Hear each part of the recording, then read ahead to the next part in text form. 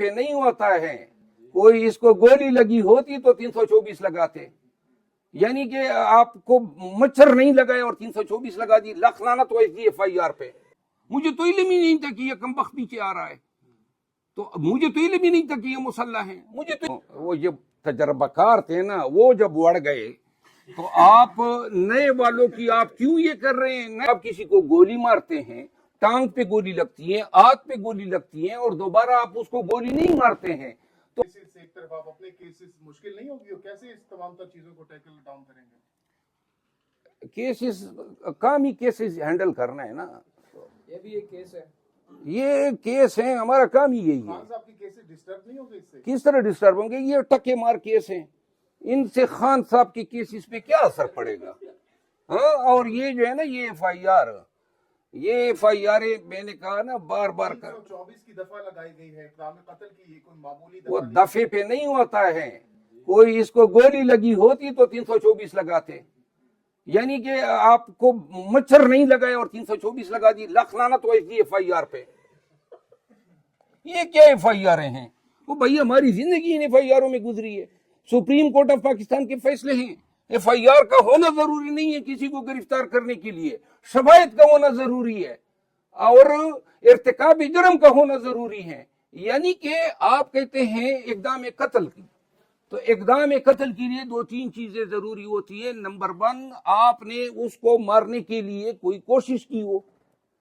अब वो हजरत जो है, फिर आपको मारने के लिए कोई मुहर्रिक होना चाहिए, यानी और फिर आपकी ये नीयत होनी चाहिए कि मैंने इसको मारना है। अगर आप किसी को गोली मारते हैं, टांग पे गोली लगती है, आंख पे गोली लगती है और दोबारा आप उसको गोली नहीं मारते हैं, तो अदालत ये कहती है कि ये भी इक़दाम कत्ल नहीं है, क्योंकि आपने रिपीट नहीं किया, वाइटल पार्ट पे उसको गोली नहीं मारी। यहाँ पे तो हजरत जो है सिपाही हैं और वो मान रहा है अपने FIR में कि मैं इसके पीछे सुप्रीम कोर्ट गया हूं, तो अब अदालत ने क्या तयन करना है? यानी वो खुद मान रहा है, तो अदालत ने ये तयन करना है कि एग्रेसर ये है या एग्रेसर मैं हूं। मुझे तो इल्म ही नहीं था कि ये कमबख्त पीछे आ रहा है, तो मुझे तो इल्म ही नहीं था कि ये मुसल्ला है, मुझे तो इल्म ही नहीं था कि ये पुलिस में है, मुझे तो ये इल्म ही नहीं था कि ये घुस गया सुप्रीम कोर्ट ऑफ पाकिस्तान में। तो लिहाजा ऐसे फोटो कॉपी करने जा रहे थे वहां पे FIR में, पुलिस लाइन वो भाई पुलिस लाइन में ये फोटो स्टेट करता ना, यहाँ पे फुली फोटो स्टेट है, तो आप दूसरा उससे इंटरव्यू ले लें आप उसको। एक चीज ये बताइएगा, मुकदमा दर्ज बल्कि आप लोग IG इस्लामाबाद से इंटरव्यू ले। मुकदमा दर्ज हो चुका है, आपको थाने तफ्तीश के लिए बुलाया जाता है, तो आप जाएंगे? जी, मैं कानून की हमेशा पैरवी, जब अपारा में अफनान का हुआ था तो मैं गया था थाने में, मैंने खुद बयान दिया था। तो बाकी मैं देखिए, आज मैंने प्री अरेस्ट कराई, मैं कानून का पाबंद शख्स हूँ, मैं कोई मौका देना ही नहीं चाहता हूँ। कोई अदालती वारंट होगा, कोई अदालती जवाब होगा, मैं हाजिर हूँगा, लेकिन नाजायज किसी को अपने ऊपर हाथ डालने नहीं दूंगा। शुक्रिया। साहब आ रहे हैं इस्लामाबाद, आधा घंटा स्टे करेंगे, चलेंगे नूर खान एयरबेस? अगर वो मुझे मौका देते हैं। किसके लिए? नहीं, वेलकम। देखिए वो तो उन वालों के मुर्शिद हैं, तमाम पटवारी हजरात जाएंगे उसको देखने के लिए। मैं तो सिर्फ यही कहना चाहता हूँ कि फूल की पत्तियां बरसेगी, बाकी कोई इसमें कोई मजायका नहीं है। अगर कोई वो कहे, मुझे कहे कि जी आप चले जाएं, फजा से जहाज के जरिए फूल की पत्तियां उन पर निशावर की जा रही हैं, तो इस पर क्या रिस्पॉन्ड करेंगे?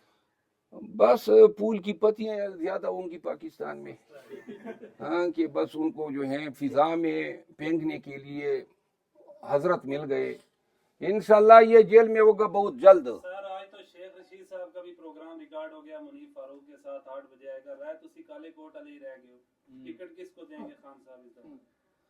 देखिए, जितने लोगों ने प्रेस कॉन्फ्रेंस की है उनको आप शुमार कर लें, 40, 50, 60, 70, 100 लोग होंगे। और भाई पाकिस्तान तहरीक इंसाफ में हर वो शख्स शेख रशीद है जिस पे खान हाथ रख ले, हर वो शख्स जो है वो हबीब का क्या नाम था, फरूख हबीब है, हर वो शख्स जो है वो डार है, उस्मान डार हैं, हर वो शख्स जो है वो फवाद चौधरी हैं जिस पे खान हाथ रख दें। पाकिस्तान तहरीक इंसाफ इस इलेक्शन में, पाकिस्तान तहरीक इंसाफ को कैंपेन की जरूरत भी नहीं है।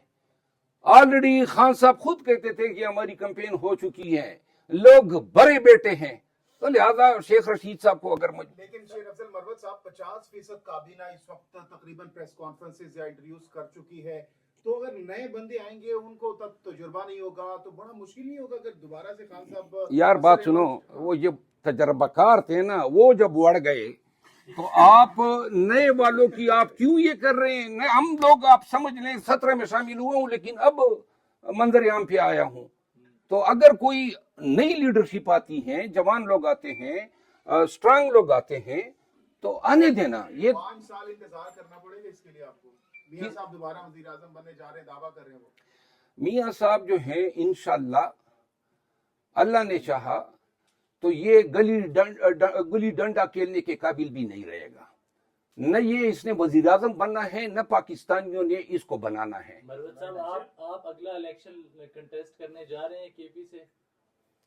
खान साहब ने हुक्म दिया तो मैं कंटेस्ट करूंगा, वरना मेरी जाति कोई तरजीह नहीं है। मरवत साहब, आप प्रैक्टिसिंग लॉयर भी हैं, अगर कभी नून लीग की जानिब से मियां साहब खुद कहते हैं कि आप उनका कोई केस लड़ें, तो आप इसके लिए एग्री करेंगे?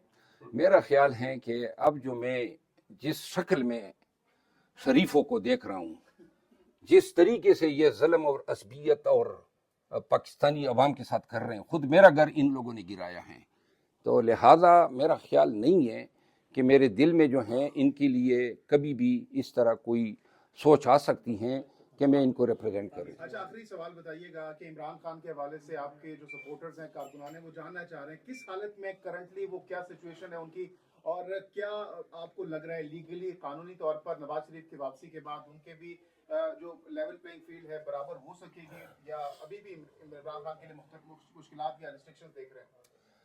इमरान खान के लिए मुश्किलात हैं ज़रूर, और मैं देख रहा हूँ कि हुकाम का इनको छोड़ने का इरादा नहीं है। साइफर केस में अगर ज़मानत होती भी है तो किसी और केस में गिरफ्तार कर लेंगे। मैं पाकिस्तान तहरीक इंसाफ और पाकिस्तान के अवाम को गलत उम्मीद नहीं दे सकता हूँ। मैं तमाम को बताना चाहता हूँ कि न कोई हमारे डायलॉग हो रहे हैं, न खान को कोई डील की ऑफर हुई है। सब कुछ आज अगर शेख रशीद को प्रेस कॉन्फ्रेंस के लिए लाया जा रहा है तो ज़ुल्म और सितम तो जारी है। खान साहब की जहाँ तक फिजिकल कंडीशन है, अल्हम्दुलिल्लाह अल्लाह ताला ने उसको इतने मजबूत आसाब से नवाजा है कि वो, हम जब भी उनके पास जाते हैं तो वो हमें हमेशा हौसला देता है, हौसले की तलकीन करता है। खुद कभी इस शख्स ने ये फरियाद नहीं की कि या बैरक में क्या सूरत हाल है या